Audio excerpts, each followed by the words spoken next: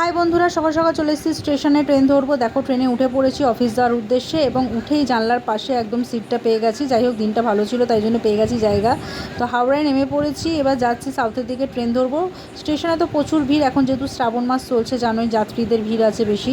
তো আমি দেখো উলুবেড়িয়ার দিকে ট্রেনে উঠে পড়েছি এবং স্টেশনটা মোটামুটি ফাঁকা ছিল। ট্রেনে উঠে একটু ফলাওয়ার করে নিলাম, সকাল সকাল ফল খাওয়া ভালো, তো সেই জন্য উলুবেড়িয়ায় নেমে পড়েছি। আজকে আমি ছাতাটা আনতে ভুলে গেছিলাম, বাট রোদ ভীষণ ছিল। যাই হোক, রোদটাকে মাথায় নিয়ে হাঁটতে হলো।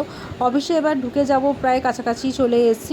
অফিসে ঢুকে গেছি এবং চা খেয়ে নিচ্ছি সকালের, কেন চাটা খেলে একটু রিফ্রেশও লাগবে এবং কাজে মনও বসবে। এরপর আমি কাজ শুরু করে দেবো, অনেক কাজ আছে আজকে।